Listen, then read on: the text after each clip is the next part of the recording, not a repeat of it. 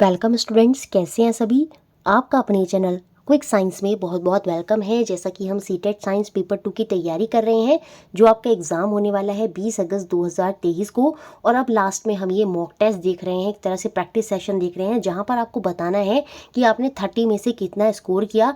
कल काफ़ी बच्चों ने बताया और उन्होंने ये बताया कि आते हुए क्वेश्चंस भी गलत हुए। तो आज बहुत ध्यान से वीडियो को पॉज करके अपना आंसर देखें और पूरा सही से करें, क्योंकि ये प्रैक्टिस सेट आपको इसलिए ही कराए जा रहे हैं ताकि आप एग्जाम में अच्छे से कर पाएँ, आपके अंदर एक जो कॉन्फिडेंस है वो बिल्ड वहाँ पर हो जाए। तो चलिए, आज का मॉक टेस्ट भी आपके लिए बहुत इंपॉर्टेंट है। ये जो 5 मॉक टेस्ट आपको कराए जाएंगे, मैं 100% श्योर हूँ इन 5 मॉक टेस्ट में से कुछ ना कुछ क्वेश्चंस आपको अपने एग्जाम में ज़रूर देखने को मिलेंगे। तो ये ज़रूर अपने लिए टेस्ट जो है कर जाएं, इससे आपको बहुत हेल्प एग्जाम में होगी। इसके अलावा अगर आपको साइंस पेपर 2 के लिए नोट्स चाहिए, पूरी एनसीईआरटी की 6, 7, 8 की समरी, सारे प्रीवियस ईयर विद आंसर्स, जो 20 टॉपिक सीरीज कराई थी उसकी प्रीवियस ईयर विद आंसर्स, और जो शॉर्ट समरी कराई थी एनसीईआरटी की उसकी पीडीएफ, सारा सब कुछ आपको मिल जाएगा। आपको 120 रुपीज़ की पेमेंट करनी है और उसके रिगार्डिंग आप मेरे को मेरे व्हाट्सएप नंबर 9411662115 पे मैसेज कर सकते हैं। वहाँ पर मैसेज करेंगे तो आपको जो नोट्स हैं, सारी पीडीएफ जो है वो मिल जाएंगी, ताकि आप एक जल्दी से क्विक रिवीजन जो है वो कर पाएं। तो चलिए शुरू करते हैं और देखते हैं। पहला क्वेश्चन बहुत ही बेहतरीन और इंपॉर्टेंट क्वेश्चन है। Consider the list of the item given below. नीचे दिए गए शब्दों की सूची पर विचार करिए और हमें बताना है the boundaries of the earth plates are known as. पृथ्वी की जो प्लेट की सीमाएं होती हैं वो किस नाम से जानी जाती हैं, ये हमको यहाँ पर बताना है। 4 ऑप्शन यहाँ पर बताए हैं, इसके अकॉर्डिंग बताइए क्या यहाँ पर आंसर होगा। तो मुझे लगता है आपने अपना आंसर जो है सेलेक्ट कर लिया होगा और आंसर यहाँ पे होने वाला है फर्स्ट और सेकंड ऑप्शन। ये जो बाउंड्रीज होती हैं अर्थ प्लेट की, इनको हम क्या बोलते हैं, सिस्मिक जोन या फॉल्ट जोन जो है वो हम इनको बोलते हैं। तो फर्स्ट और सेकंड ऑप्शन यहाँ पर सही होगा। भूकंपीय क्षेत्र या भ्रंश क्षेत्र जो है ये हमारे कहलाते हैं, जो बाउंड्रीज होती हैं अर्थ की प्लेट पर। बाकी ये जो मेंटल है ये तो आपको पता ही है। जो अर्थ होती है वो 3 हिस्सों में हम बोलते हैं। एक होती है आपकी क्रस्ट, ऊपर वाली लेयर, बीच में आती है मेंटल, और नीचे वाली लेयर आपकी कहलाती है कोर। तो आंसर हो गया ऑप्शन नंबर ए। नेक्स्ट क्वेश्चन, सेकंड क्वेश्चन बहुत इंपॉर्टेंट क्वेश्चन है, क्योंकि ये चीज़ हमने नोट्स में भी नहीं पढ़ी है, तो मैंने यहाँ पर ही इसको समझाया है, किसकी कोशिश आपको करी है। The substance expected to have the highest ignition temperature out of the flowing is. निम्नलिखित में से किस पदार्थ का उच्चतम ज्वलन ताप अपेक्षित है, ये आपको बताना है। बताइए, यहाँ पर इंपॉर्टेंट क्वेश्चन है ये। क्या यहाँ पर आंसर होगा, किसका हाईएस्ट इग्निशन टेम्परेचर यहाँ पर है। तो जो उच्चतम ज्वलन ताप होगा वो होगा यहाँ पर कोयले का। ऑप्शन नंबर सी जो है वो मेरा यहाँ पर आंसर होगा। अब हम देख लेते हैं कि ये इग्निशन टेम्परेचर क्या होता है। देखिए, जो अलग अलग सब्सटेंस होते हैं, अलग अलग पदार्थ होते हैं, different substances catches fire at different temperature. जो अलग अलग पदार्थ होते हैं वो विभिन्न विभिन्न तापों पर क्या करते हैं, वो कैच फायर करते हैं, आग को पकड़ते हैं। तो एक ऐसा मिनिमम टेम्परेचर जिस पर कोई पदार्थ फायर कैच करता है, एक ऐसा मिनिमम न्यूनतम ताप जिस पर कोई पदार्थ जलने लगता है, वही उस पदार्थ का क्या कहलाता है, इग्निशन टेम्परेचर कहलाता है। जैसे कैरोसिन है, एलपीजी है, इनका इग्निशन टेम्परेचर बहुत लो होता है। कैरोसिन, पेट्रोल, पेपर, इन सब का जो इग्निशन टेम्परेचर है वो लो होता है। जबकि जो कोयला होता है इसको आसानी से नहीं जलाया जा सकता, तो इसका जो इग्निशन टेम्परेचर है, इसका जो ज्वलन ताप है, जिस टेम्परेचर पर ये जलेगा वो काफ़ी हाई होता है। तो समझ में आया, एक ऐसा मिनिमम टेम्परेचर जिस पर कोई पदार्थ, जिस पर कोई सब्सटेंस फायर कैच करता है, वो उस सब्सटेंस का इग्निशन टेम्परेचर, ज्वलन ताप होता है। अब देखिए, जिन पदार्थों का ज्वलन ताप वेरी लो इग्निशन टेम्परेचर होता है वो सफलतापूर्वक क्या होते हैं, आग पकड़ लेते हैं। तो लो इग्निशन टेम्परेचर जैसे पेट्रोल का हो गया, कैरोसिन का हो गया, इनका इग्निशन टेम्परेचर जो ज्वलन ताप है वो बहुत ही कम होता है। बहुत ही जल्दी ये फायर जो है कैच कर लेते हैं और ये फ्लेम के साथ सफलतापूर्वक आग पकड़ लेते हैं। इसलिए हम इनको क्या बोलते हैं, ज्वलनशील पदार्थ, जो इनफ्लेमेबल सब्सटेंस है वो हम यहाँ पर कहते हैं इनको। पेट्रोल, कैरोसिन यहाँ पर एग्जाम्पल हो जाएंगे। तो यहाँ पर पूछा गया था हाईएस्ट इग्निशन, तो वो आपका कोयला हो जाएगा।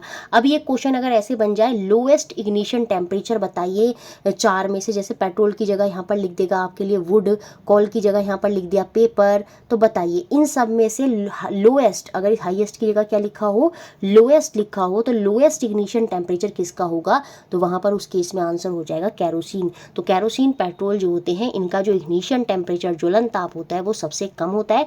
पेपर का भी कम होता है, लेकिन कैरोसिन, पेट्रोल का बहुत ही कम टेम्परेचर मिनिमम टेम्परेचर इनका बहुत ही कम है जिस पर ये जल उठते हैं। नेक्स्ट क्वेश्चन देखते हैं, थर्ड क्वेश्चन बहुत ही इंपॉर्टेंट क्वेश्चन है। ये एनसीईआरटी में एज इट इज़ आपको दे रखा है पूरा एग्जाम मैच द फ्लोइंग। तो मैच यहाँ पर करने हैं कॉलम 1 का कॉलम 2 से। चलिए बताइए यहाँ पर क्या आंसर होगा, और मुझे लगता है बहुत ईजी है यहाँ पर आंसर करना आपके लिए। देखिए यहाँ पर जो आंसर होगा वो होगा आपका option number first. Tartaric acid जो होता है वो आपका किस में होता है, अनराइप मैंगो पर, बिना पके अनराइप कच्चा आम। तो याद रखेंगे टार्ट्रिक एसिड इमली में भी होता है, ठीक है। टार्ट्रिक एसिड जो है ये कच्चे आम में आपका जो है पाया जाता है। Calcium hydroxide CaOH, calcium hydroxide को हम क्या बोलते हैं, लाइम वाटर भी जो है यहाँ पर हम बोलते हैं। तो बी की मैचिंग 5 से होगी। फॉर्मिक एसिड जो होता है ये हमारे चींटी के डंक में पाया जाता है। सोडियम हाइड्रोक्साइड जो है ये सोप वगैरह में पाया जाता है। और लैक्टिक एसिड किस में होता है, वो आपका दही में होता है। तो ऑप्शन नंबर 1 यहाँ पर आंसर होगा। नेक्स्ट क्वेश्चन फोर्थ इंपॉर्टेंट है, क्योंकि आर्टरीज और वेन, धमनी और शिराओं से आपको एक क्वेश्चन देखने को एग्जाम में मिल सकता है। विच of the following statement is incorrect. तो चलिए बताइए वीडियो को पॉज करके कि यहाँ पर कौन सा कथन जो है वो गलत है। तो देखिए यहाँ पर जो कथन जो आपके लिए गलत होने वाला है वो है option number C, veins and arteries have thick elastic wall. यही यहाँ पर गलत है, क्योंकि साफ साफ हम पढ़ते हैं एनसीईआरटी में और हमने नोट्स में भी हर जगह पढ़ा है कि जो आर्टरीज होती हैं, जो धमनियाँ होती हैं, उनकी जो भित्ति होती है, उनकी जो वॉल्स होती है वो क्या होती है, वो थिक होती है। लेकिन जो वेन्स होती हैं, जो शिराएँ होती हैं, उनकी जो वॉल होती है वो कैसी होती है, वो थिन होती है, पतली दीवारें वहाँ पर होती हैं। उसके अलावा जो आर्टरीज होती हैं, जो धमनियाँ होती हैं, उनमें क्या होता है, ऑक्सीजन रिच ब्लड होता है, और वो क्या करती हैं, हार्ट से हमारे डिफरेंट बॉडी पार्ट तक ब्लड को ले जाने का काम करती हैं। ले जाने का काम वो कौन करती हैं, धमनियाँ करती हैं। ऑक्सीजन युक्त रक्त को हमारे हृदय से बॉडी के पार्ट तक लेकर जाती हैं। जबकि जो वेन्स होती हैं, जो शिराएँ होती हैं, जब एक्सचेंज ऑफ गैसेज हो जाता है उसके बाद जो कार्बन डाइऑक्साइड रिच ब्लड होता है उसको डिफरेंट बॉडी पार्ट से वापस हमारे हार्ट तक लाने का काम कौन करती हैं, वो हमारी वेन्स करती हैं, शिराएँ करती हैं। तो यहाँ पर जो गलत है वो है option number C. Next question देखते हैं फिफ्थ में, यहीं पर इसको समझा दूंगी बस। पेंगुइन से अगर क्वेश्चन बनेगा तो यहीं से ही बन जाएगा। विच of the following statement is incorrect for penguin. Penguin के लिए निम्न में से कौन सा कथन गलत है ये हमको बताना है। चलिए बताइए यहाँ पर क्या जो स्टेटमेंट है वो गलत होगा, वो यहाँ पर हो जाएगा option number B, they can not swim. ये तैर नहीं सकती, जबकि ये बहुत अच्छे से तैर सकती हैं। तो यही यहाँ पर बी ऑप्शन जो है वो हमारा क्या है, वो गलत है। दे हडल टुगेदर, ये साथ में रहते हैं, जैसे यहाँ पर आपने देखा होगा, क्यों, ताकि अपने आप को ये गर्म रख सकें। तो ये एक दूसरे के साथ झुंड में हडल करते हैं ताकि अपने आप को वार्म रख सकें। तो ये बात तो सही है। दे हैव वेब्ड फीट, इनके पास जाल जैसे पैर होते हैं, जैसे आप एग्जाम में यहाँ पर देख सकते हैं। तो जाल जैसे जो पैर हैं वो हमें वेब्ड फीट यहाँ पर देखने को मिलते हैं ताकि ये पानी में आसानी से तैर सके। इसी वजह से इनकी स्ट्रीमलाइन बॉडी भी होती है, इनका शरीर जो होता है वो काफ़ी सुडोल होता है। तो ये सारे फीचर होते हैं पेंगुइन के। तो यहाँ पर जो गलत लिखा है वो यही है कि दे कैन नॉट स्विम, जबकि ये अच्छे से स्विम कर सकती हैं। यहाँ पर देखिए मैंने लिख दिया है, बस यही पॉइंट आप पेंगुइन के बारे में याद रख लीजिए अगर यहाँ से क्वेश्चन बना तो, कि जो पेंगुइन होती हैं वो अच्छी स्विमर होती हैं। इनके क्या होते हैं, फ्लिपर लाइक विंग होते हैं। तो ये पॉइंट भी याद इंपॉर्टेंट है, याद रखना होगा आपको। फ्लिपर लाइक विंग्स कैसे होते हैं, फ्लिपर लाइक विंग्स होते हैं, स्ट्रीम्ड बॉडी होती है, और वेब्ड फीट जो है वो हमें पेंगुइन के देखने को मिलते हैं। तो ये इंपॉर्टेंट है, स्क्रीनशॉट खींच लीजिएगा। अगर पेंगुइन के बारे में बना तो सिर्फ इतना ही बनेगा कि इनके फ्लिपर लाइक विंग्स होते हैं, स्ट्रीम्ड बॉडी होती है, और इनके जो होते हैं जाल जैसे पैर होते हैं, वेब्ड फीट जो है वो हमें देखने को मिलते हैं। तो ऑप्शन नंबर बी जो है वो हमारा यहाँ पर आंसर था। नेक्स्ट क्वेश्चन देखिए, यहाँ पर बताइए क्या आंसर होगा। The process of separating seed of paddy from it stock is called. धान के दानों को डंडियों से पृथक करने की विधि क्या कहलाती है। चलिए बताइए क्या होगा यहाँ पर आंसर। तो यहाँ पर आंसर होगा ऑप्शन नंबर सी, थ्रैशिंग। तो यहाँ पर the process of use to separate grain from stalk, वही हमारा थ्रैशिंग होता है। डंडियों से अन्न कणों या अनाज को पृथक करने की जो प्रक्रिया है वो थ्रैशिंग है। इसमें क्या होता है, एक पत्थर पर क्या करते हैं, हम अनाज को पीटते हैं, उससे क्या होता है, अनाज जो है वो अलग हो जाता है। तो यही मेथड है आपका थ्रैशिंग। विनोइंग भी आपको याद रखना होगा। विनोइंग में क्या होता है, हैवियर और लाइटर सब्सटेंस जो है वो अलग करा जाता है। जैसे हवा के माध्यम से क्या होता है, गेहूं के दाने जो है एक तरफ गिर जाते हैं और भूसा जो है उड़कर एक तरफ जो है वो चला जाता है। तो वो मेथड होता है आपका विनोइंग। लेकिन यहाँ पर है थ्रेशिंग की बात हो रही है, तो ऑप्शन नंबर सी के साथ जो है यहाँ पर हम चले जाएंगे।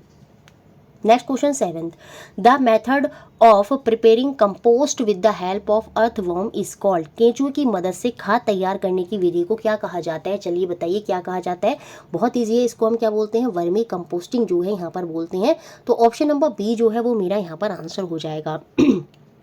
अब ये जो वर्मी कंपोस्टिंग करी जाती है, इसका हम पूरा मेथड जो है वो देख लेते हैं, कैसे हम खाद जो है वो बनाते हैं। सबसे पहले क्या करते हैं, हम एक गड्ढा जो है उसको खोदते हैं।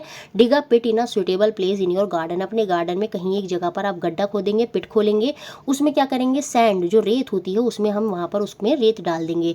Spray sand on the floor of the pit. तो जो आपने गड्ढा खोदा है उसमें हम क्या करेंगे, सैंड जो है रेत जो है वो उसमें डालेंगे। उसके बाद जो हमारे कूड़ा कचरा है, जैसे वेजिटेबल के पील्स हैं, फ्रूट का वेस्ट है, वो सारी की चीज़ें हम क्या करेंगे उस गड्ढे में डालेंगे। उसके बाद कुछ वाटर डालेंगे ताकि वहाँ पर मॉइस्चर हो जाए, और उसके बाद हम वहाँ पर जो अर्थवॉर्म है वो उस पिट में क्या कर देते हैं, डाल देते हैं। और उसके बाद उस पिट को गनी बैग जो होता है उससे हम कवर अप कर देते हैं, 3-4 हफ्तों के लिए छोड़ देते हैं, और उसके बाद जो वर्मी कंपोस्ट जो खाद है वो हमारा बनकर तैयार हो जाता है। तो ऑप्शन नंबर बी जो है वो यहाँ पर आंसर होगा, और ये स्टेप्स हैं आपको याद रखने होंगे। Next question 8, which mirror is used by dentist to see person teeth. Doctor द्वारा दांतों को देखने के लिए किस दर्पण का प्रयोग किया जाता है। चलिए बताइए क्या आंसर होगा यहाँ पर। सिंपल सा आंसर हो जाएगा ऑप्शन नंबर ए, अवतल दर्पण। कॉनकेव मिरर का यूज करा जाता है, क्यों, क्योंकि उसको बड़ा देखना है, और बड़ा देखने के लिए, एनलार्ज देखने के लिए हम कौन सा मिरर यूज करते हैं, कॉनकेव मिरर जो है वहाँ पर यूज करते हैं। तो ऑप्शन नंबर ए जो है वो मेरा यहाँ पर आंसर हो जाएगा। अब कभी कभी क्वेश्चन ये बन जाता है, जो आपकी कार होती है, कार में जो साइड मिरर लगे होते हैं वो कौन से मिरर होते हैं, तो वो आपके कॉन्वेक्स मिरर होते हैं। ये भी आपको याद रखना होगा, क्योंकि कॉन्वेक्स मिरर के फीचर में, उत्तल दर्पण के फीचर में हम पढ़ते हैं कि इमेज जो होती है एक तो हमेशा इरेक्ट होती है, सीधी होती है, वो हमेशा वर्चुअल होती है, मतलब मिरर के पीछे ही बनती है, और साथ में वो कैसी हो जाती है, वो छोटी हो जाती है, स्मॉल हो जाती है। तभी जो पीछे से कोई भी बड़ा वाहन आ रहा होता है वो उस मिरर में छोटा सा जो है वहाँ पर दिखाई दिया जाता है। तो वहाँ पर हम कॉन्वेक्स मिरर जो है वो यूज़ करते हैं, लेकिन डेंटिस्ट जो यूज़ करता है वो कॉनकेव मिरर होगा। ऑप्शन नंबर ए यहाँ पर आंसर होगा। Next question 9th most important question है, the absorption of nutrient and exchange of respiratory gases between the blood and the tissue take place इन।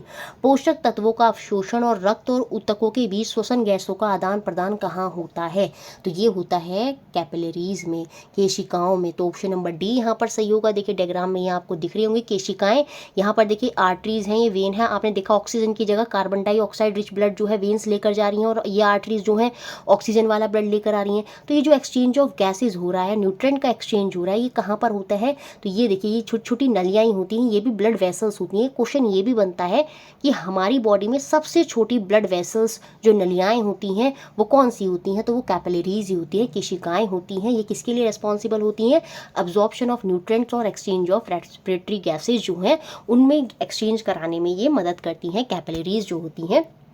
तो ऑप्शन नंबर डी जो है वो यहाँ पर आंसर हमारा हो जाएगा। नेक्स्ट क्वेश्चन देखते हैं 10th question, x and why were given one mirror each bye there teacher. X और वाई दो जो है बच्चे हैं, उनको उनके शिक्षक के द्वारा क्या करा जाता है, एक दर्पण जो है, मिरर जो है वो उनको दिया जाता है। एक्स जो है फाउंड करता है his image to be erect and the same size. जो एक्स है वो अपनी छवि को उसी आकार और उसी आकार का और सीधा पाता है।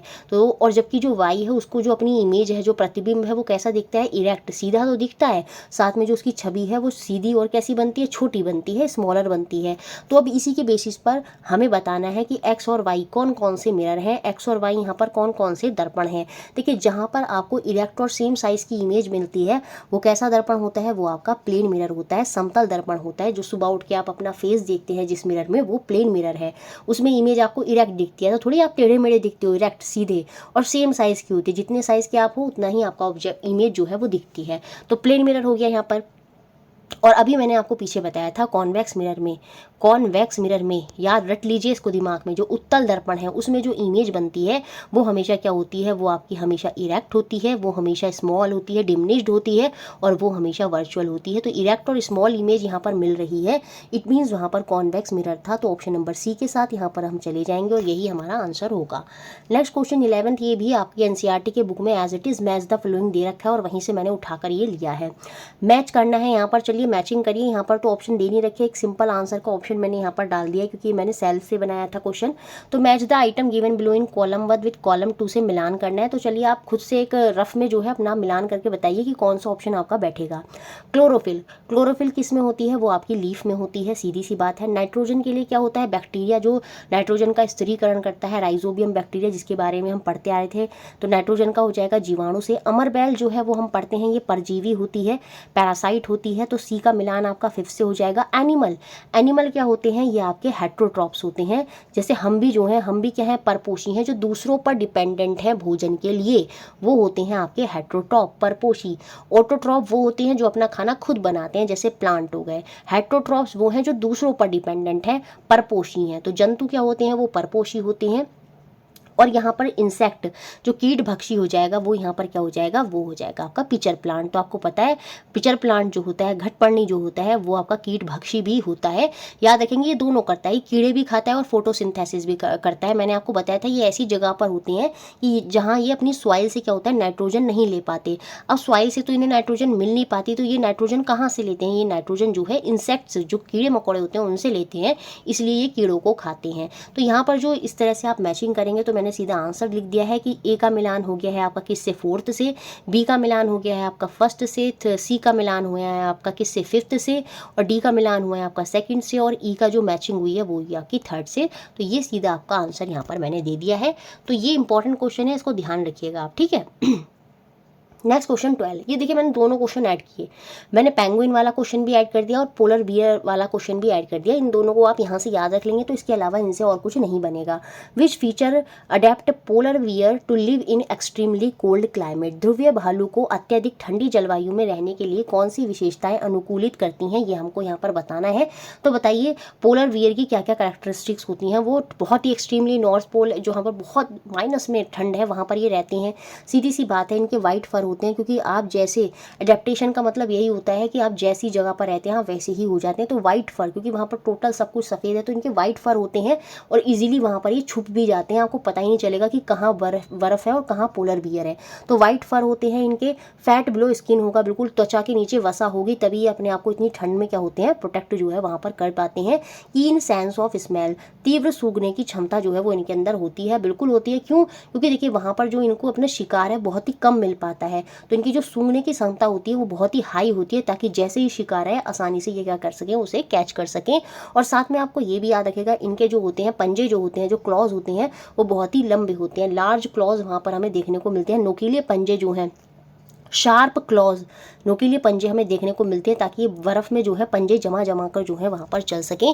तो ये पोलर बियर के फीचर होते हैं। तो यहाँ पर जो आंसर होने वाला था वो था आपका ऑप्शन नंबर कै या option number 1।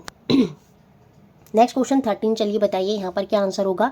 East is used in wine and beer industries because it respire, शराब और बियर उद्योगों में ईस्ट खमीर का उपयोग किया जाता है क्योंकि यह श्वसन करता है। कैसे, चलिए बताइए क्या आंसर होगा। यहाँ पर आंसर होगा आपका ऑप्शन नंबर सी। ईस्ट जो है वो करता है अनएरोबिक रेस्पिरेशन, अवायवीय श्वसन। यहाँ पर आ लिखना भूल गया, ये एक अवायवीय रूप से शराब का उत्पादन करता है।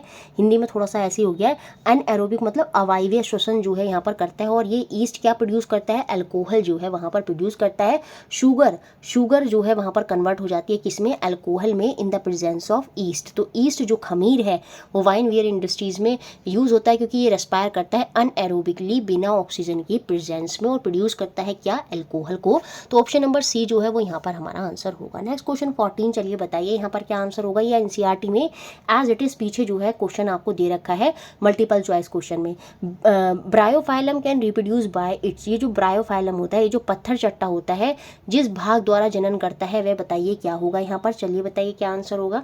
यहाँ पर आंसर होगा ऑप्शन नंबर 2, पत्ती। ये अपनी पत्तियों से ही प्रजनन करते हैं, मतलब इनकी पत्तियों में से ही दूसरी पत्तियाँ निकल जाती हैं। अगर आप इनकी पत्तियों को ही बो देंगे तो वो नई प्लांट जो है वहाँ पर ग्रो कर जाएगा।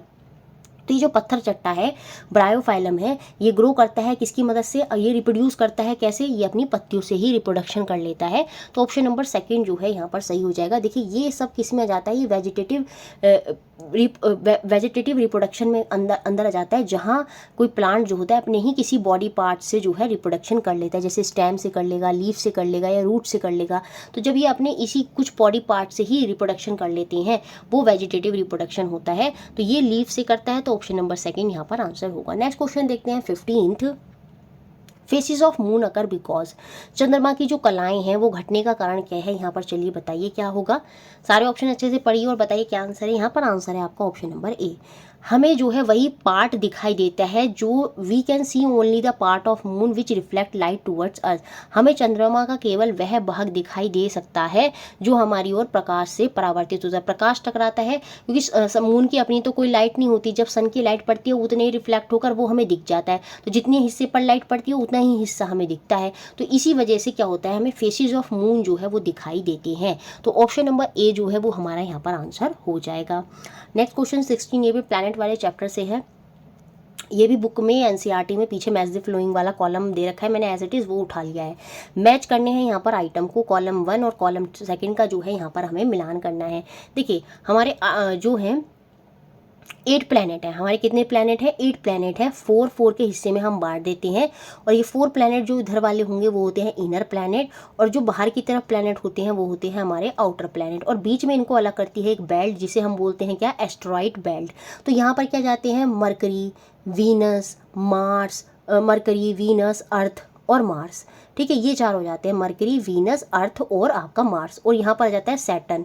ठीक है, ये आ गया आपका जुपिटर, सॉरी क्या आ गया, जुपिटर, फिर आएगा आपका सैटर्न।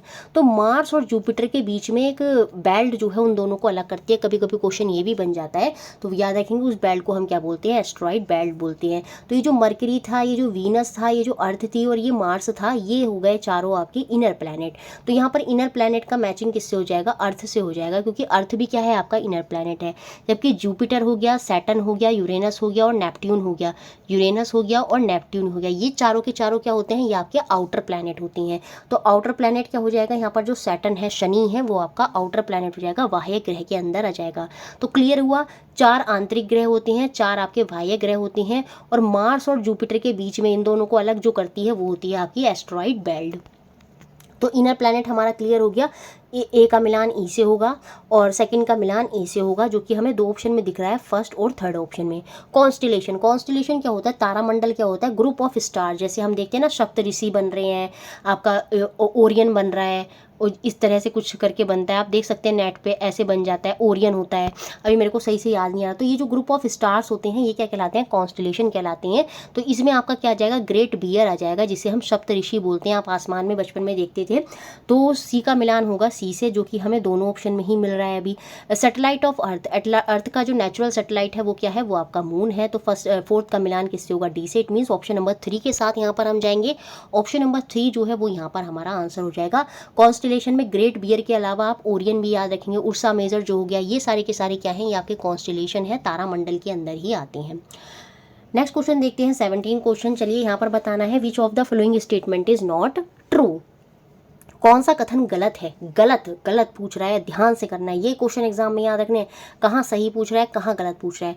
तो गलत स्टेटमेंट पूछ रहा है, चलिए बताइए क्या है यहाँ पर गलत स्टेटमेंट। तो देखिए यहाँ पर जो गलत स्टेटमेंट है वो है option number D. Option number D यहाँ पर गलत है, बाकी सारे बिल्कुल सही है। अभी हमने देखा था थ्रेशिंग क्या होता है, कि जो पैडी होती है, जो धान होता है, उससे उसकी जो स्टॉक है, डंडियों को जो उससे अलग करते हैं, वो विधि होती है थ्रेशिंग, बिल्कुल सही है।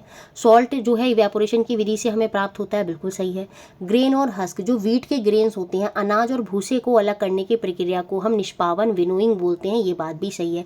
तो विनोइंग और थ्रेशिंग आपको क्लियर हो गए होंगे। बहुत से बच्चों को डाउट रहता है विनोइंग में, निष्पावन में और आपका थ्रेशिंग में, तो दोनों में डिफरेंस है। जब पैडी को उसके स्टॉक से अलग कर रहे हैं तो वो थ्रेशिंग है, जब भूसे को ग्रेन से अलग कर रहे हैं तो वो विनोइंग है। हवा के माध्यम से भूसा अलग हो जाता है और ग्रेन जो है वो एक तरफ गिर जाता है। तो हैवी और लाइटर सब्सटेंस को अलग करने के लिए हम विनोइंग करते हैं, निष्पावन करते हैं। ए बी सी तीनों सही हैं। Sedimentation and decantation are not the method of filtration, ये बात यहाँ पर गलत है। ये फिल्ट्रेशन, ये पृथक्करण की विधियाँ हैं, अवसादन और निस्तारण। सेडिमेंटेशन में क्या होता है, जैसे मिट्टी पानी में डाली तो मिट्टी नीचे बैठ गई, तो वो क्या है, वो सेडिमेंटेशन है। अब हमने क्या करा, उस पानी को एक ग्लास में निकाल लिया, साफ पानी को, तो वो है डिकेंटेशन। तो सेडिमेंटेशन और डिकेंटेशन दोनों ही मेथड हैं पृथक्करण के, और ये कह रहे हैं नहीं है, तो डी ऑप्शन ही यहाँ पर गलत हो गया। नेक्स्ट क्वेश्चन है 18th क्वेश्चन, एसिड बेस वाले चैप्टर से है। यहाँ पर 4 इंडिकेटर दिए हैं, 4 सूचक आपको दिए हैं। अम्ल और क्षार में उनकी क्या क्या परिवर्तन होते हैं, उसके अकॉर्डिंग हमें बताना है यहाँ पर क्या किन सूचकों की बात हो रही है। एसिड में इसका कोई कलर चेंज नहीं हो रहा, लेकिन बेस में, क्षारक में जो है इसका रेडिश ब्राउन कलर हो रहा है। यहाँ पर इस तरह से ये ऑप्शन दे रखे थे, तो हमें बताना था कि ये यहाँ पर क्या क्या इंडिकेटर है। ठीक है, तो आप इसको यहाँ पर पॉज करके और फिर क्वेश्चन को पॉज करके अपने अकॉर्डिंग देख लीजिएगा कि किस तरह से आप आंसर देखेंगे। तो इंडिकेटर जो ए है उसका एसिड में कोई कलर चेंज नहीं होता, अम्ल में उसके रंग में कोई परिवर्तन नहीं होता, लेकिन जो बेस है जो क्षारक है उसमें उसका जो रंग है वो भूरा लाल हो जाता है। और ये हम पढ़ते हैं। यहाँ पर किसकी बात हो रही है, यहाँ पर बात हो रही है टर्मरिक की, हल्दी की बात हो रही है। बी की बात करें, सेम इसमें भी ये लिखा है कि ये जो अम्ल है एसिड है उसमें ये रंगहीन रहता है, कलरलेस रहता है, लेकिन बेस के साथ ये पिंक कलर देता है। तो सीधी सी बात हो रही है यहाँ पर किसकी, फिनोल्फथलीन की। तो टर्मरिक और फिनोल्फथलीन एक साथ किस में दे रखा है, ऑप्शन नंबर 4 में ही दे रखा है, और यही मेरा यहाँ पर क्या हो जाएगा, आंसर हो जाएगा। मोस्ट इंपॉर्टेंट जो आपको याद रखना है वो इंडिकेटर डी याद रखना है। एसिड में डार्क पिंक कलर देता है और बेस में ग्रीन कलर, अम्ल में गहरा गुलाबी रंग देता है और क्षारक में हरा रंग देता है। तो वो कौन होता है, वो आपका चाइना रोज होता है। ये चाइना रोज के बारे में आपको याद रखना होगा कि एसिड में ये डार्क पिंक और बेस में ये ग्रीन कलर जो है यहाँ पर देता है। और ये जो रेड लिटमस होता है, एसिड में तो रेड ही रहेगा और वहाँ पर बेस में जो लाल है वो नीला हो जाता है। तो सी जो है वो आपका रेड लिटमस है। तो ऑप्शन नंबर 4 यहाँ पर हमारा आंसर हो गया। नेक्स्ट क्वेश्चन 19, चलिए बताइए यहाँ पर क्या आंसर होगा। अ नॉन मेटेलिक लुब्रिकेंट, एक अधात्विक स्नेहक हमको बताना है क्या होगा, तो वो आपका फॉस्फोरस होता है। ये इंपॉर्टेंट है, आपको याद रखना होगा, ये क्वेश्चंस बन सकते हैं। तो नॉन मेटेलिक लुब्रिकेंट, अधात्विक स्नेहक जो होता है वो आपका फॉस्फोरस होता है। और फॉस्फोरस ये नॉन मेटल है, इसके बारे में, ये अधातु है, इसके बारे में एक प्रॉपर्टी और याद रखनी है कि ये एयर के साथ बहुत जल्दी रिएक्ट कर जाता है, इसलिए हम इसको पानी में क्या करते हैं, स्टोर कर कर रखते हैं। A metal which does not react with water but react with steam, तो वो जिंक होता है। जिंक एक ऐसा मेटल है, एक्सेप्शन के तौर पर एक ऐसा धातु है जो जल से तो अभिक्रिया नहीं करता लेकिन भाप से अभिक्रिया कर जाता है। ये सारे पॉइंट्स आपको याद रखने होंगे। A metal which is a constituent of baking powder, एक धातु जो बेकिंग पाउडर का संघटक है। बेकिंग पाउडर का फॉर्मूला क्या होता है, sodium hydrogen carbonate, sodium hydrogen carbonate या सोडियम बाई कार्बोनेट, तो NaHCO3। तो सोडियम की, बेकिंग सोडा मतलब सोडियम की ही बात यहाँ पर हो रही है। तो सी जो है एक मेटल जो कॉन्स्टिट्यूएंट है बेकिंग पाउडर का, वो है आपका sodium. A non metal used in fire cracker, जो अधातु पटाखों में प्रयुक्त होते हैं वो होते हैं सल्फर और फॉस्फोरस। तो यहाँ पर सल्फर और फॉस्फोरस में हम सल्फर के साथ चले जाएंगे। अब देखिए यहाँ पर भी फॉस्फोरस दे रखा है, तो ये भी फायर क्रैकर में यूज होता है, लेकिन नॉन मेटल लुब्रिकेंट में फिर आपका कार्बन नहीं आएगा, इसलिए फर्स्ट ऑप्शन ही यहाँ पर सही होगा। वैसे आपको याद रखने होंगे अधातु जो पटाखों में यूज होते हैं वो याद रखना है, फॉस्फोरस और सल्फर जो होता है वो आपके पटाखों में यूज होते हैं। तो ऑप्शन नंबर 1 जो है वो मेरा यहाँ पर आंसर है। नेक्स्ट और लास्ट क्वेश्चन आज की क्लास का, चलिए बताइए यहाँ पर क्या होगा। ये क्वेश्चन 100% आपको बुआन फोर्स या डेंसिटी के बेसिस पर किसी भी कॉन्सेप्ट पर आपसे प्रेशर वाले चैप्टर में आर्किमिडीज प्रिंसिपल बुआन फोर्स के कॉन्सेप्ट पर आपसे एक क्वेश्चन बन जाएगा। 3 ऑब्जेक्ट हैं ABC, जिनकी डेंसिटी, जिनका घनत्व जो है वो अलग अलग है, उनका साइज जो है वो सेम है और एक द्रव में डाले जाते हैं। यहाँ पर कुछ सिचुएशन दी हैं और हमें अरेंज करना है इनको असेंडिंग ऑर्डर में। इनका जो आरोही क्रम है हमें उसमें व्यवस्थित करना है। इनके उत्प्लावन बल जो बुआन फोर्स है वो इन पर जो लग रही है। देखिए बुआन फोर्स क्या होता है, जो पानी में नीचे से एक फोर्स लगती है वस्तु को रोकने के लिए। अब अगर ऑब्जेक्ट, देखिए वॉल्यूम, ये जो बुआन फोर्स होती है ये वॉल्यूम पर डिपेंड करती है, किस पर, आयतन पर निर्भर करती है। एक वस्तु द्वारा जितना पानी हटाया जाता है नीचे से उतना ही बुआन फोर्स जो है वो लगता है। जो जितना पानी हटाएगा नीचे से उतना ही बुआन फोर्स लगेगा, ठीक है। अब देखिए यहाँ पर एक बात लिखी है, A is completely submerged in liquid, A पूर्णतः द्रवमग्न है।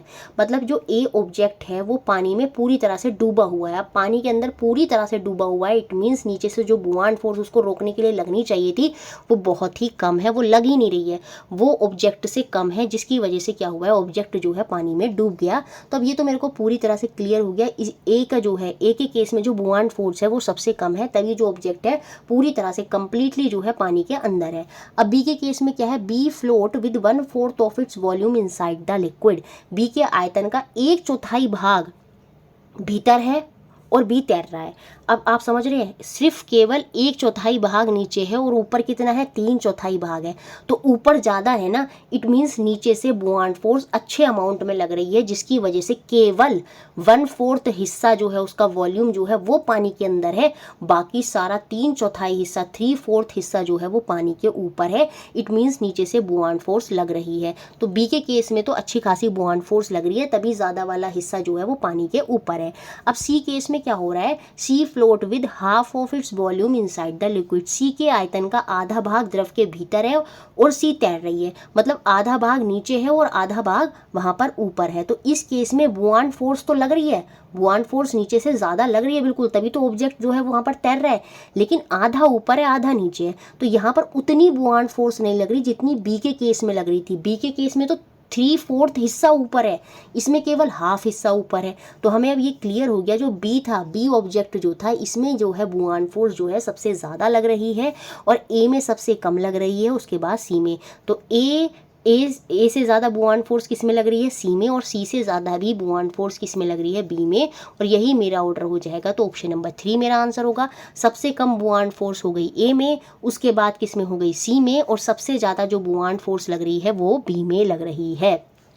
ठीक है, इस केस में क्या था, बुआंट फोर्स जो थी, सॉरी, इस केस में क्या था, जो बुआंट फोर्स है वो ऑब्जेक्ट जो है, ऑब्जेक्ट जो की जो फोर्स है उससे बहुत कम है, इसी वजह से क्या होगा, ऑब्जेक्ट जो है वो पूरी तरह से नीचे जो है उसमें डूब गया। तो ये इंपॉर्टेंट पॉइंट्स हैं जो आपको यहाँ पर याद रखने होंगे। तो ऑप्शन नंबर 3 यहाँ पर आंसर था। ये हमने सारे कंटेंट के क्वेश्चन देखे। चलिए अब हम पेडागोजी के क्वेश्चन देखेंगे।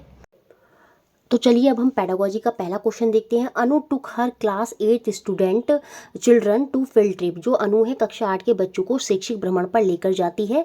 विच of the flowing could be the most appropriate objective for this activity. इस क्रियाकलाप के लिए सबसे क्या उपयुक्त उद्देश्य है वो हमको यहाँ पर बताना है। देखिए जो फील्ड ट्रिप होता है वो बहुत बड़ा रोल प्ले करता है साइंस में। तो चलिए बताइए यहाँ पर क्या आंसर होगा। देखिए यहाँ पर आंसर होगा option number 1 A B C जो है वो बिल्कुल यहाँ पर सही है।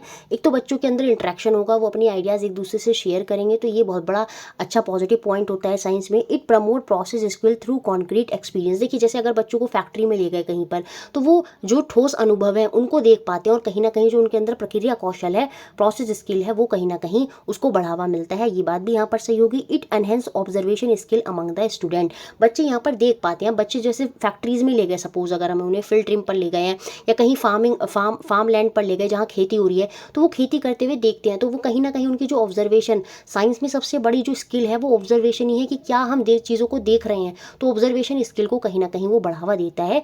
बाकी क्लास की जो लय है उसको नहीं तोड़ता, मोनोटोनी ऑफ क्लास जो है उसको ब्रेक नहीं करता है। तो डी यहाँ पर गलत है, ABC सही है। ऑप्शन नंबर 1 जो है यहाँ पर आंसर होगा। नेक्स्ट क्वेश्चन चलिए बताइए क्या आंसर होगा। विच of the following tool is for learner centred assessment. बाल केंद्रित आकलन। बच्चा सेंटर में रखकर जहाँ पर आकलन होता है, वो यहाँ पर कौन कौन से टूल वहाँ पर हो सकते हैं ये हमको बताना है। तो देखिए यहाँ पर जो आंसर होगा वो हो जाएगा आपका ऑप्शन नंबर 1 फिर से ABD। देखिए पोर्टफोलियो में भी बच्चा ही सेंटर में होता है। बच्चे ने क्या क्या पूरी एक्टिविटी करी होती है वो पूरी एक अपनी पोर्टफोलियो बनाता है, अपने सारे उसमें लगाता है, सर्टिफिकेट वगैरह उसने जहाँ पर भी उसको अच्छे अच्छे ग्रेड्स मिले हैं वो सारी चीज़ें उसमें लगाता है। तो पोर्टफोलियो में भी बच्चा सेंटर पर होता है और उससे हम उसका एक आकलन जो है वो कर पाते हैं। कॉन्सेप्ट मैपिंग में क्या होता है कि जो एक चीज़ है उससे हम कनेक्ट करते हुए दूसरी चीज़ को कनेक्ट करते हैं, फिर तीसरी चीज़ को। तो कहीं ना कहीं कॉन्सेप्ट मैपिंग में भी बच्चा केंद्र पर होता है और उससे भी क्या होता है, एक अच्छा आकलन बच्चे का हो पाता है। जर्नल राइटिंग में भी क्या होता है, वहाँ पर जो है लिखा जाता है कि बच्चे क्या कर रहे हैं, पूरी मतलब एक उसकी डायरी टाइप होती है। जनरल राइटिंग में से बच्चा अपने बारे में लिखता है कि मैंने ये किया वो किया। तो जनरल राइटिंग से भी हम बच्चे का आकलन कर सकते हैं और कहीं ना कहीं उसमें बच्चा ही केंद्र में होता है। तो ये तीनों विधियाँ यहाँ पर इंपॉर्टेंट है। पेपर पेंसिल टेस्ट जो है वो उसमें क्या होता है, वो लर्नर सेंटर असेसमेंट में नहीं आता है, आपको याद रखना होगा। तो ABD मतलब ऑप्शन नंबर 1 जो है वो यहाँ पर आंसर होगा। Next question third. Which of the following statement is not true with respect to the nature of science. विज्ञान की प्रकृति के संदर्भ में क्या सही नहीं है। जो सही नहीं है वो हमें बताना है। चलिए बताइए यहाँ पर क्या होगा। देखिए यहाँ पर आंसर होगा ऑप्शन नंबर D। विज्ञान की प्रकृति स्थिर है। विज्ञान कभी भी स्टैटिक नहीं है नेचर में। विज्ञान में तो ग्रोथ होती रहती है और इसमें चेंजेस होती रहती हैं। तो बाकी सारे पॉइंट यहाँ पर सही है। फोर्थ ऑप्शन D ऑप्शन यहाँ पर सही नहीं है। ये science is a process of constructing knowledge. विज्ञान एक ज्ञान की रचना की प्रक्रिया है। बिल्कुल ज्ञान जो है हमारे अंदर आता है। ये टेंटेटिव है, अस्थायी है, इसमें परिवर्तन होते रहते हैं। जैसे बचपन में हम पढ़ते थे 9 प्लैनेट है, अब हम पढ़ते हैं 8 प्लैनेट है। Science promote scepticism. संदेहवाद को बढ़ावा देता है। जैसे देखिए कोई भी लॉ है उसमें कहीं ना कहीं जब आप पढ़ते तो आप सोचते हैं ऐसा भी तो हो सकता था, कहीं ना कहीं उनमें संदेह जो है वो बना रहता है। तो साइंस स्पेक्टिसिज्म, जो स्केप्टिसिज्म होता है, संदेहवाद होता है, उसको बढ़ावा देता है। तो ये तीनों पॉइंट साइंस के नेचर के बारे में बताते हैं। बाकी साइंस स्टैटिक नहीं है नेचर में। तो ऑप्शन नंबर D यहाँ पर नेचर नहीं होगा साइंस का। Next question fourth. The student of class 7th are asked to ask the following by a teacher. एक शिक्षक कक्षा 7 के विद्यार्थियों को निम्नलिखित प्रश्न पूछता है, ठीक है। उसने निम्नलिखिट प्रश्न पूछा कि 2 identical cube of ice are taken out of a refrigerator, one is crushed. अच्छा, आस्क, क्वेश्चन पूछा टीचर ने। अब देखिए प्रश्न पूछता है, अब जब प्रश्न पूछता है इसका मतलब कहीं ना कहीं वो या तो क्रिया कर नहीं दिखा रहा है, सीधे उसने क्वेश्चन पूछ लिया है कि 2 आइडेंटिकल क्यूब्स हैं जिनको फ्रीज में से निकाला गया, एक को मैंने क्रश कर दिया और एक को ऐसे ही रहने दिया। जिसकी जो क्रश वाली जो आइस होगी वो नोटिस करेंगे कि क्रश आइस जो है वो जल्दी जो है पिघल जाएगी, उसके पीछे का रीज़न क्या होगा। तो कौन सा प्रोसेस स्किल यहाँ पर क्वेश्चन के थ्रू प्रमोट है। देखिए टीचर ने क्वेश्चन पूछा है, सीधी सी बात है, तो यहाँ पर बच्चे कुछ ऑब्जर्व नहीं कर रहे हैं, ऑब्जर्वेशन हो जाता, बहुत जगह ऑब्जर्वेशन इसका आंसर दे रखा है जो कि पूरी तरह से गलत है। मेरे ख्याल से यहाँ पर आंसर है परिकल्पना करना, हाइपोथेसाइजिंग। अब टीचर ने ये चीज़ बता के उनसे पूछ रहा है what could be the reason, बताइए क्या रीज़न है। तो वो सोचेंगे, परिकल्पना करेंगे उसके पीछे क्या रीज़न है, वो वहाँ पर लगाएंगे। क्रश करने से क्या हुआ, वो फैल गया, फैलने से क्या हो गया, हीट जो है आसानी से उसमें से निकल गई, या उसका एरिया जो है वहाँ पर बढ़ गया। तो कहीं ना कहीं वहाँ पर वो परिकल्पना करेंगे। तो यहाँ पर जो प्रोसेस स्किल डेवलप हो रहा है वो होगा आपका हाइपोथेसाइजिंग, परिकल्पना करना। ऑप्शन नंबर सी, ऑब्जर्विंग हो जाता अगर ये एक्टिविटी टीचर वहाँ पर कर रहा होता, लेकिन उसने क्वेश्चन के फॉर्म में पूछा है। अगर वो कर रहा होता, करके दिखा रहा होता, तो कहीं ना कहीं बच्चे वहाँ पर पूरा ऑब्जर्व कर रहे होते, लेकिन यहाँ पर हाइपोथेसाइजिंग जो है वो ज़्यादा बेटर होगा। तो ऑप्शन नंबर सी जो है वो यहाँ पर आंसर। नेक्स्ट क्वेश्चन देखते हैं, question number 5, open a water tap. एक पानी की नली को खोलिए, adjust the flow so that it form a thin stream. उसकी जो पतली धारा वहाँ पर समायोजित करी, जो पानी है उसमें पतली धारा से निकली।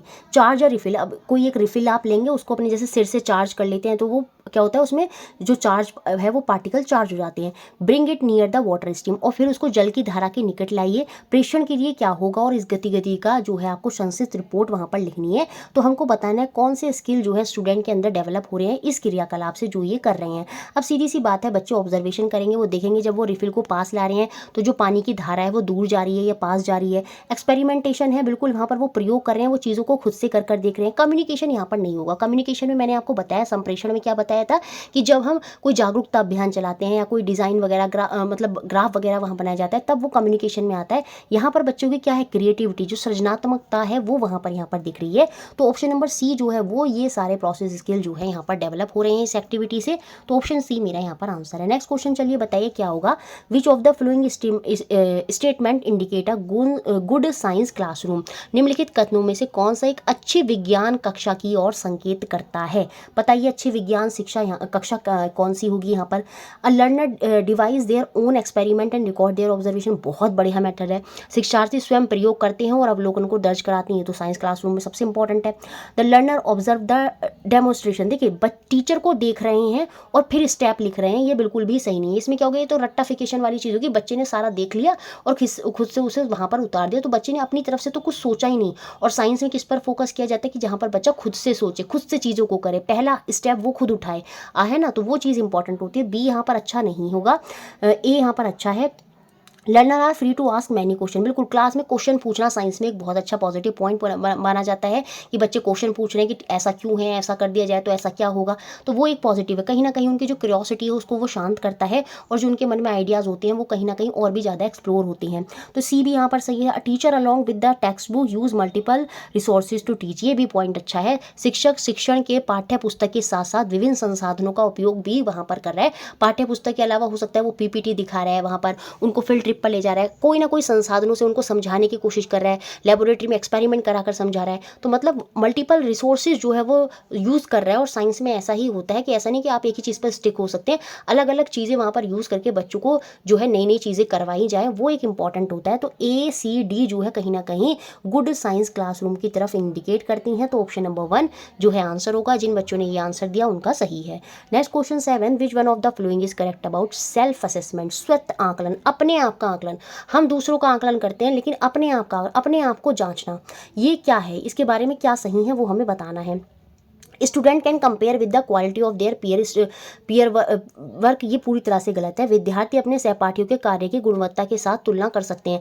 हमें बच्चे के साथ तुलना नहीं करनी, दूसरे बच्चे, हमें अपनी कमियों को जानना है। तो सेल्फ असेसमेंट में हम खुद को जानते हैं, दूसरे का आंकलन नहीं करते, दूसरों को नहीं बताते, अपने बारे में जाना। तो कंपेयर नहीं कर रहे यहाँ पर हम दूसरे से, हमें तो सिर्फ अपनी कमियाँ बतानी है। तो ये सेल्फ असेसमेंट के बारे में सही पॉइंट नहीं है। ए सही नहीं होगा तो ये सारे ऑप्शन यहाँ से जाएंगे। इट मीन्स फर्स्ट ऑप्शन, पहला ऑप्शन जिन बच्चों ने आंसर दिया वो यहाँ पर सही हो जाएगा। It is based on explicit, explicit मतलब बिल्कुल क्लियर एक्सप्लिसिट क्राइटेरिया। आप अपने बारे में सही से बिल्कुल अपना स्पष्ट प्रकरण जो है उस पर आधारित होता है, अपने आप को स्पष्ट रूप से यहाँ पर आप जान पाते हैं, ये बिल्कुल सही होगा, ये इस पर बेस्ड है। It can improve self confidence and motivation, जब आप अपनी कमियों को पहचान पाएंगे तो कहीं ना कहीं आपके अंदर, जब आप अपनी कमियों को पहचान लेंगे तो आत्मविश्वास और मोटिवेशन आएगा, नहीं मुझे इसको दूर करना है। तो सेल्फ असेसमेंट में ये बिल्कुल सही है। It is critical for development independent and life long learner, बिल्कुल यह आत्मनिर्भर और जीवन पर्यंत शिक्षार्थियों के विकास के लिए तार्किक है, ये बात भी सही है। तो बी सी डी सही है, यहाँ पर ऑप्शन नंबर 1 मेरा आंसर हो गया। विच of the flowing strategies constitute a gender responsive pedagogy in science, निम्न में से कौन सी रणनीति विज्ञान में एक लिंग प्रयुक्त शिक्षण संस्थापित करती है, ये हमको बताना है। जेंडर रेस्पॉन्सिव पैडागोजी मतलब जहाँ पर जेंडर को जो है इक्वल रखा जा रहा है। आपने देखा होगा कि दोनों जेंडर को बराबर दिखाया जाए। इससे रिलेटेड आपका सीडीपी वगैरह में भी एक क्वेश्चन आता है, ज़्यादा अपॉर्चुनिटी लड़कियों को देना, ये तो गलत है ना। Grouping on the basis of gender, gender के बेसिस पर ग्रुप करना कि लड़के अदर लड़के, ये भी बिल्कुल गलत है। अरेंजिंग सेपरेट नहीं, जेंडर को बराबर लाना है तो दोनों को बराबर लेकर ही चलना होगा। Using gender sensitive resource in the class, बिल्कुल कक्ष में लिंग संवेदी संसाधनों का उपयोग करना ताकि जो जेंडर को लेकर स्टीरियोटाइप है वो दूर हो सके। तो ऑप्शन नंबर 2 जो है वो यहाँ पर आंसर होगा। नेक्स्ट क्वेश्चन देखते हैं 9th, which of the flowing statement are correct regarding alternate conception held by the children in science, निम्न में से कौन सा कथन विज्ञान में बच्चों की जो वैकल्पिक अवधारणाएं होती हैं उनके संदर्भ में सही है। मतलब वो जो देखते हैं बस वो मान लेते हैं। अब साइंस में क्या लिखा है उन्हें उससे मतलब नहीं। जैसे मैंने आपको पानी वाला एग्जांपल दिया था, वो नाले के पानी को ब्राउन देखते हैं तो वो ये नहीं मानते कि पानी कलरलेस है, जबकि बुक में लिखा है पानी क्या है, पानी तो कलरलेस है। तो वो उनकी वैकल्पिक अवधारणा है। जैसे वो मान लिया उन्होंने कि हम पानी में डूब जाएंगे, लेकिन जबकि हम स्विमिंग करेंगे, अगर हम यहाँ पर बुआंड फोर्स का कॉन्सेप्ट समझे, जितना पानी हम हटाएंगे तो नीचे से बुआंड फोर्स लगेगी और हम तैर पाएंगे। तो वो इस कॉन्सेप्ट को नहीं समझ रहे, वो तो सिर्फ ये समझ रहे हैं पानी में कोई चीज़ डाल रही है तो डूब रही है तो मतलब हम भी डूब जाएंगे। तो जो देखते हैं वो मान लेते हैं। वो क्या है, वो उनका है ऑल्टरनेट वैकल्पिक अवधारणा। तो उसके बारे में क्या सही है, इट इज़ स्टेबल, बिल्कुल ये स्थायी होती है। बच्चे इसको मान लेते हैं और उनको बदलना बहुत ही मुश्किल होता है। तो it is easy to change नहीं, इसको चेंज करना बहुत मुश्किल होता है। टीचर को बहुत ही अच्छे एग्जाम्पल देने होते हैं, तब जाकर उनकी जो वैकल्पिक अवधारणा है वो दूर हो पाती है। तो बी तो यहाँ पर सही नहीं है, और जब बी सही नहीं है इट मीन्स ये ऑप्शन हो गया यहाँ से बाहर। स्टेबल है, ये स्टेबल होती है क्योंकि ये स्थायी होती है। जो बच्चे देख रहे हैं वो उसको मान लिया उन्होंने। They are influenced by the observation, बिल्कुल ये अवलोकनों द्वारा प्रभावित होती हैं। जो उनको दिखता है वो उनको मान लेते हैं। पानी उनको ब्राउन दिखा तो उन्होंने मान लिया पानी का कलर ब्राउन है, जबकि पानी तो कलरलेस है। ठीक है, तो ए और सी यहाँ पर जो है मिसकंसेप्शन के बारे में सही हो जाएंगे। ऑप्शन नंबर 4 जिन्होंने टिक किया है उनका आंसर सही है। It reflect children inability to understand, ये दिखाता है कि जो बच्चा गलत सोच रहा है कि बच्चा असमर्थ है साइंस में, नहीं, ये वो चीज़ नहीं है। ठीक है, तो ये गलत है।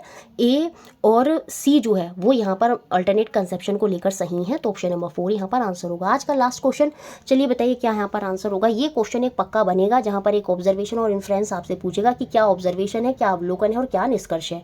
A student suspend a bar magnet by a thread and write the flowing statement in her copy. एक छात्र क्या करता है, एक छात्रा क्या करती है, एक छड़ चुंबक को धागे से छड़ चुंबक को उसने क्या करा, ऐसे लटकाया और कॉपी में निम्नलिखित चीज उसने लिखी। The bar magnet come to rest in such a position that the one end is in north and the other end is in south.